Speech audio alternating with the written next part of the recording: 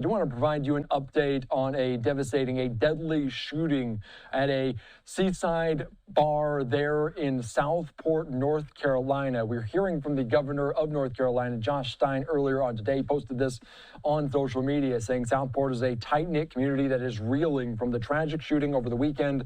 I'm heartbroken for the three families who each lost a loved one in this senseless act of violence. They go on to say the U.S. Coast Guard, who worked quickly, collaboratively to apprehend the suspect, making sure people feel safe and are safe in their communities is critical, and it's clear we have more work to do. Let's be joined right now by Fox News' Madison Scarpino. Madison, thank you so much for joining us here on Live Now from Fox. Obviously a tragedy over the weekend. How did this all go down?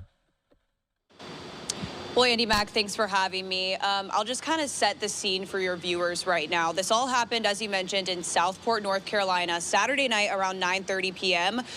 There is a bar called American Fish Company that is near this yacht basin in Southport, which for people who don't know is about 30 miles south of Wilmington. It's a really quaint, tight-knit coastal community, and people were out at that bar. Again, around 9:30, there was a big crowd just doing what people normally do, having drinks, live music was playing, when all of a sudden police say that a man who they are now identifying as 40-year-old Nigel Edge began shooting into the crowd of people at that bar from his boat. So obviously chaos ensued. We know that 3 people died.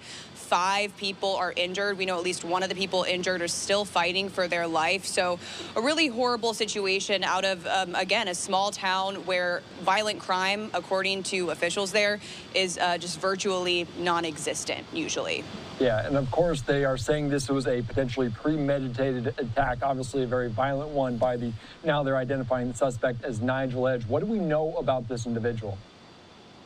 Well, you're exactly right. One of the things that stuck out to me that officials said was this was an evil act, and they said that, yes, it was highly premeditated. So as far as Nigel Edge, we're told by law enforcement that he's not a stranger to local law enforcement. Not necessarily a lot of arrests in the past, but they knew who this guy was. They say that he self-identifies as a combat veteran who was injured in the line of duty. He has PTSD. I want to kind of emphasize that they say self-identifies. We don't know what that means, and we're working to kind of get a glimpse at his full military history.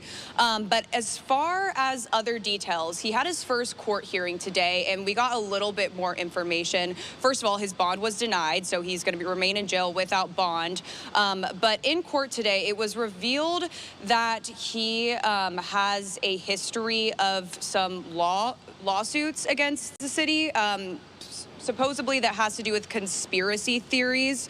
Not too much information, but we know he has a history of that sort of thing, which may kind of speak to his mindset. They also found a copy of a book while serving warrants after his arrest that he wrote. So we're also looking into that to see what the contents of that book was. But just, yeah, kind of a lot of questions about this guy's mental state, considering that he's saying he's a combat veteran with PTSD. But knowing that it was highly premeditated, that also raises a lot of questions, Andy Mack. Yeah, a lot of questions still unanswered about this. And this individual fled on a boat, and we typically don't hear about this. Can you give us some understanding of Southport? Was this an area where tourists frequent? Was this a small, quaint community? Can you give us a sense of where exactly Southport is and who resides there? Yeah, so as I mentioned, about 30 miles south of Wilmington, North Carolina. It's a coastal town, very small. Everyone who got interviewed there just keeps on saying how tight-knit it was, but it's also a place where people go and take vacations a lot. And we do know from officials that the majority of the victims from Saturday's tragic shooting were in fact vacationers, not necessarily locals. But there was a vigil yesterday in this town. A lot of people showed up, residents, law enforcement, city officials, and everyone was just really devastated, crying, praying, trying to make sense of what happened. Because again, all these people are saying that tragedies like this just don't happen in Southport.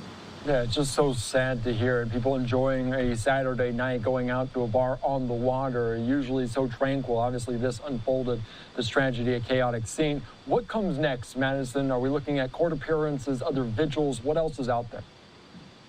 So right now we are waiting to see what happens in the courts next for Edge. So we're going to be keeping an eye on the docket. Again, he just showed up for the first time in court today.